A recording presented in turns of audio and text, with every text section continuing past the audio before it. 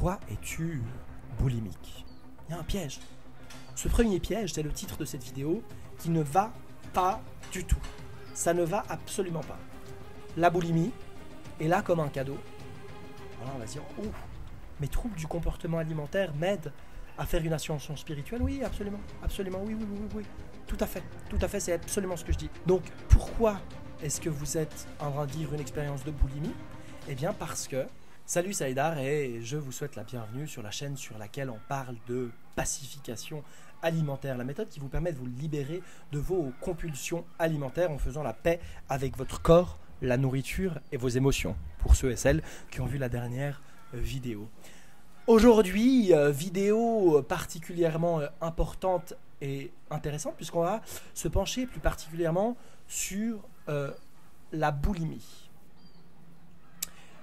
Un premier avertissement qui est extrêmement important, c'est que je ne suis pas médecin, je ne suis pas un professionnel de la santé, je ne suis pas psychiatre, je ne suis pas psychothérapeute et par conséquent, la vidéo que je propose ici n'est pas une vidéo qui parle de la boulimie sur l'angle de la pathologie. Je laisse ça aux professionnels de la santé. Ce que je vais aborder plutôt aujourd'hui, c'est la relation que l'on a et la manière dont on se comporte, dont on se perçoit, dont on se met en relation vis-à-vis de ce trouble du comportement alimentaire, vis-à-vis de sa relation à la nourriture. Et il y a un piège. Il y a un piège. Ce premier piège, c'est le titre de cette vidéo, qui ne va pas du tout. Ça ne va absolument pas. Prends une gorgée d'eau et je vais vous expliquer pourquoi ça ne va pas. Pourquoi tu es boulimique? La première pensée lorsque vous lisez ce titre qui devrait vous apparaître, ce serait « Pause, je ne suis pas boulimique ». On est d'accord? Est-ce que vous êtes boulimique? Personne n'est boulimique, à moins que vous le décidiez, à moins que vous le choisissiez. Mais nous ne sommes pas boulimiques dans le sens où la boulimie est un mot, est une étiquette, et que ça ne constitue pas votre identité. Ça ne constitue pas qui vous êtes. Donc la première étape, c'est de cesser d'utiliser le « je suis boulimique ». Et c'est peut-être d'aller dans quelque chose de l'ordre du « la boulimie est une expérience que je vis en ce moment. La boulimie est une expérience que j'ai vécue dans ma vie. C'est quelque chose, c'est une expérience. Alors ça va peut-être être choquant, mais de dire ni bien ni mal, c'est une expérience que j'ai vécue ou que je vis. Et lorsque ce sera le moment pour moi, eh bien, je vivrai d'autres expériences. Peut-être plus confortables, c'est ce que je vous souhaite, que la boulimie, parce qu'effectivement, ce n'est pas confortable, et c'est même quelque chose qui est relativement souffrant. Ça, c'est le préambule. C'est, ok, je vis l'expérience de la boulimie. Maintenant, la question est, pourquoi je vis l'expérience de la boulimie? Il y a une première raison, pour moi, qui est centrale, et qui explique pourquoi est-ce que tant de personnes arrivent vers moi en me disant « Mais Haïdar, moi j'ai essayé tellement de choses, et il n'y a rien qui a fonctionné. J'ai été suivi par ça, j'ai fait ça, et j'ai fait ça, et ça fait 15 ans, et ça fait 20 ans, et ça fait 30 ans, mais il n'y a rien qui a fonctionné pour moi. » Pourquoi? En fait, la première raison pour moi, c'est qu'en fait, on se trompe, on inverse les causes et les symptômes. C'est-à-dire qu'on considère que la boulimie, le problème, ce sont les crises boulimiques. Je pense que c'est complètement l'inverse, et que ça, c'est la base du problème. En fait, les crises, les compulsions alimentaires ne sont pas le problème. C'est le symptôme, et au-delà d'être le symptôme, c'est la manière dont le corps cherche à se rétablir, à retrouver l'équilibre. Alors ça peut paraître fou de se dire, mais attends, il n'y a rien de moins équilibré qu'une crise. Bah si, en fait. L'équilibre se trouve par le chaos et par l'absence d'équilibre. Je vais développer ça un petit peu plus. Donc on confond ça, on se dit, le problème c'est les crises, et donc lorsqu'on cherche à accompagner quelqu'un, ou lorsque l'on est en train de vivre une expérience de boulimie, et que l'on cherche à en sortir, on va focus son attention sur les crises, et chercher à les contrôler, à les gérer les crises. Oh là là là. Je parlais de gérer les émotions dans la dernière vidéo. Moi, ce mot gérer, pour moi, on gère les déchets, on gère les eaux usées. On ne gère pas On ne gère pas un comportement alimentaire, ça ne se gère pas, d'accord? Ça s'accueille, ça se vit à nouveau. Donc d'abord, la première étape, c'est de cesser de mettre son attention sur les crises et de comprendre qu'en fait, les crises, les compulsions alimentaires ne sont rien d'autre que la deuxième phase, la deuxième face d'une même pièce qui est, pour moi, le véritable mal, même si, vous le savez, dans l'absolu, je ne considère pas qu'il y ait de mal, mais c'est le contrôle, les troubles du comportement alimentaire, particulièrement la boulimie, c'est pour moi la maladie du contrôle. C'est lorsque, à un moment donné dans le développement dans notre enfance, on a compris que le contrôle était un mécanisme efficace pour faire face à des émotions qu'on n'était pas capable d'accueillir à ce moment-là. Et par conséquent, on est rentré dans le contrôle. Et à ce moment-là, le contrôle était tout à fait pertinent. C'est ce qui a permis à notre psychisme de survivre, d'accord ?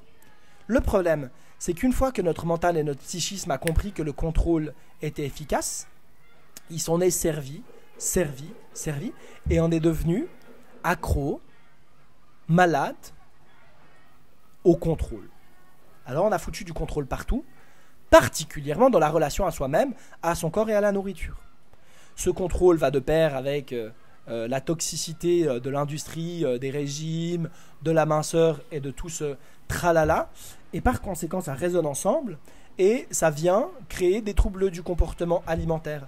Mais en fait, les compulsions et les crises ne sont rien d'autre qu'une réaction saine, normale, du corps qui se défend d'une agression externe. D'accord ? De la même manière que lorsque un virus attaque notre organisme, notre corps réagit en provoquant de la fièvre et une réaction immunitaire. Lorsqu'une agression comme le contrôle et la restriction et la maltraitance et le surentraînement vient de l'extérieur, votre corps réagit. De la même manière qu'il va faire monter la fièvre, eh bien il va faire monter une faim extrême, intense et urgente. Il va faire péter le contrôle du lobe frontal de notre cerveau pour prendre l'ascendant et pour vivre une compulsion. Et après on va se dire c'est terrible, non, je suis malade, j'ai un problème. Pas du tout, c'est normal. C'est normal. Et je vais aller au-delà de ça. C'est normal parce qu'en fait on essaye de nous faire croire aujourd'hui, et ça c'est un autre mensonge, on essaie de nous faire croire que la manière normale de manger, c'est de manger quand on a faim, d'arrêter de manger quand on n'a plus faim, de manger à peu près 3 repas par jour et de manger en respirant et en mangeant lentement, doucement, en sentant les saveurs et les textures. Bullshit. Ça n'est pas vrai. Pourquoi ça n'est pas vrai ? L'immense majorité de l'existence de notre espèce, nous les Homo sapiens sapiens, avons été des chasseurs-cueilleurs, n'est-ce pas ?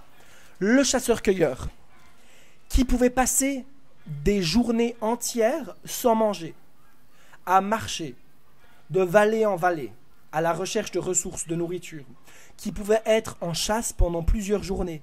Est-ce que vous pensez qu'un groupe de chasseurs-cueilleurs, dont nous sommes extrêmement proches, puisque physiologiquement nous sommes exactement pratiquement pareils, notre cerveau est pratiquement pareil, a très peu évolué depuis cette période, est-ce que vous pensez que les chasseurs-cueilleurs, après avoir eu la dalle pendant 2 jours, avoir chassé un mammouth, est-ce que vous pensez que ces chasseurs-cueilleurs se posaient face à leur mammouth, mangeaient en posant les couverts et se disaient j'atteins mon point de satiété? Non. Est-ce que vous pensez que les chasseurs-cueilleurs qui, je le rappelle, n'avaient pas de frigo, pas de congélateur, pas de moyens de conserver l'alimentation, est-ce que vous pensez qu'ils mangeaient lentement et qu'ensuite ils ne dépassaient pas leur point de satiété? Évidemment non. En fait, probablement que la manière la plus naturelle de manger, pour eux, c'était, dès que la nourriture est présente, s'enfiler le maximum de calories en un minimum de temps pour faire des réserves, pour que la prochaine fois, quand il y aura la faim et l'absence et la restriction, qu'il y aura la famine, eh bien on puisse être prêt à ça. Donc notre corps est naturellement conçu pour fonctionner de cette manière. Privation, restriction, faim, famine, et puis tout d'un coup, abondance de nourriture, donc en manger en grande quantité. C'est pour ça que notre système digestif est aussi fait pour pouvoir accueillir de grandes quantités de nourriture, n'est-ce pas? Alors, est-ce que je suis en train de dire que c'est la manière idéale et la manière la plus adaptée aujourd'hui de se nourrir? Non, évidemment non, parce que nous ne sommes plus des chasseurs-cueilleurs. Nous vivons aujourd'hui au XXIe siècle, la nourriture est abondante. Donc effectivement, nous devons, entre guillemets, nous éduquer à l'abondance de nourriture qui est autour de nous. Par conséquent, nous devons être dans l'autorisation totale et inconditionnelle de manger tout le temps et en n'importe quelle quantité. Pourquoi? Parce que ça nous permet justement de faire comprendre à notre corps qu'il n'a pas besoin de fonctionner dans ce mode de famine et de compulsion, et que finalement, il peut manger lorsqu'il a faim et atteindre son point de rassasiement, et que en fait, manger plus que son point de satiété, c'est complètement normal, c'est complètement ok, qu'il n'y a aucun problème avec ça, que ça peut tout à fait s'inclure dans un quotidien, et que ça ne veut absolument pas dire qu'on ait une relation problématique avec la nourriture. Donc, pourquoi est-ce que vous êtes en train de vivre une expérience de boulimie? Eh bien, parce que il y a ce contrôle, il y a cette restriction, et que ce contrôle et cette restriction, tant qu'ils seront là, tant qu'ils seront présents, vous vivrez des compulsions. Et les compulsions ne seront pas le problème. Ça, c'est la réponse numéro 1. C'est la réponse en lien avec quelque chose de plutôt tangible. Mais vous savez que je me permets parfois quelques excursions en territoire non tangible. Et c'est là que nous allons maintenant, à présent, pour la deuxième raison. En fait, je l'ai dit, l'expérience des troubles du comportement alimentaire, je le sais, n'est pas confortable. Je le sais, peut parfois revêtir le déguisement d'un enfer. Et on peut se dire, mais c'est affreux, pourquoi est-ce que ça m'arrive? Je veux absolument quitter ça, je veux absolument partir de là. Mais en fait, je crois aujourd'hui que les troubles du comportement alimentaire, que le surpoids, que l'obésité, que tous les déséquilibres que l'on a l'impression d'être des déséquilibres et que l'on vit, sont parfaits, parfaitement justes, parfaitement au bon moment, au bon endroit. Pourquoi? En fait, nos troubles du comportement alimentaire sont un message de notre corps. Notre corps est notre meilleur allié. Et notre corps, même lorsqu'on le déteste et qu'on lui fait la guerre, notre corps est d'une fidélité hors norme. Il est là, inconditionnellement, survit, tant bien que mal, fait son possible pour survivre, et nous guide non seulement pour survivre matériellement, mais aussi pour faire une ascension dans son développement, faire une ascension que je qualifierais d'une ascension spirituelle. Alors là, on va se dire, oh, mes troubles du comportement alimentaire m'aident à faire une ascension spirituelle? Oui, absolument, absolument, oui. Tout à fait, c'est absolument ce que je dis. Comment? En fait, les troubles du comportement alimentaire sont un message du corps, sont une petite alarme qui sonne pour dire « Hey, tu te fais violence. Hey, il y a un déséquilibre profond dans ta gestion. » Quel mot affreux.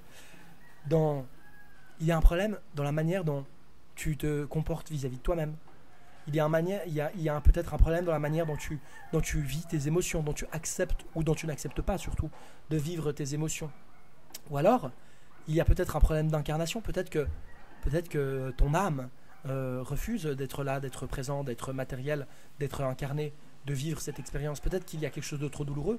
Peut-être que tu ne trouves pas de sens plus grand. Peut-être qu'il y a des questions existentielles, comme pourquoi je suis là, qu'est-ce que je fous ici, quel est le sens de mon quotidien, quel est le sens de ma vie. Peut-être que ces questions, elles sont un peu trop difficiles à aborder, et par conséquent, tu utilises les troubles du comportement alimentaire, la boulimie, ces obsessions, pour te détourner, pour ne pas penser, pour ne pas rencontrer, pour ne pas vivre cela. Et les troubles du comportement alimentaire, la boulimie, est là comme un cadeau pour te dire « Hey, tu souffres ». La souffrance est un appel à l'éveil. Lorsqu'on souffre, c'est pour créer des fissures dans le carcan de notre ego, pour laisser pénétrer la lumière de la conscience, pour laisser sortir ce qui a besoin de sortir, pour s'ouvrir à l'essence de l'amour inconditionnel de l'univers. Alors vous pouvez dire, il est dingo. Et peut-être que c'est vrai, peut-être que c'est juste. Mais moi je crois que ce qui est dingue, Ce qui est vraiment fou, c'est de croire que les choses arrivent par hasard. C'est de croire qu'on a des troubles du comportement alimentaire, qu'on est boulimique juste parce qu'on n'a pas de chance. Juste parce que nous est tombé dessus. Ou de croire dans cette croyance folle. Parfois les gens disent oui, non mais croire en Dieu, croire en l'univers, croire en machin, tout ça c'est du charlatanisme. Par contre les gens croient qu'ils sont une victime. Ils ne croient pas dans l'univers, ils ne croient pas dans la spiritualité, mais ils croient qu'ils sont punis. Ils croient qu'ils sont une victime. Ils croient que les choses leur arrivent pour leur faire du mal. Mais qu'est-ce que c'est comme croyance? Qu'est-ce que c'est comme croyance? Si aujourd'hui, vous vivez cette expérience de trouble du comportement alimentaire, c'est vrai, c'est pas confortable. Je suis désolé. Désolé que vous viviez cette expérience inconfortable, et en même temps, je suis pas du tout désolé. C'est pas vrai. En même temps, j'ai envie de vous dire, c'est pas par hasard. Pas par hasard que vous le vivez, et pas par hasard que vous êtes là en ce moment à m'écouter, à écouter ces mots, ces paroles. Par conséquent, si vous êtes là, c'est peut-être parce que ça a du sens. Et peut-être parce que vous êtes mûr, prêt à vivre une autre expérience, à laisser cette expérience de côté et à en vivre une nouvelle expérience de vie.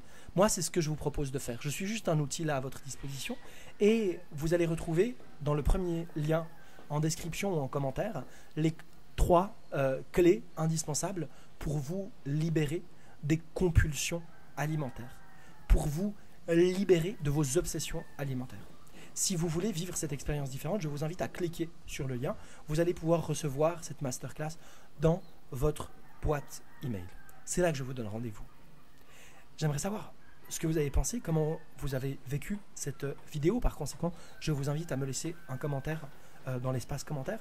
Si vous ne voulez louper aucun des prochains épisodes, je vous invite à vous abonner et à activer clochette, la petite cloche. Dans tous les cas, je vous remercie pour votre attention et je vous dis à la prochaine. Au revoir.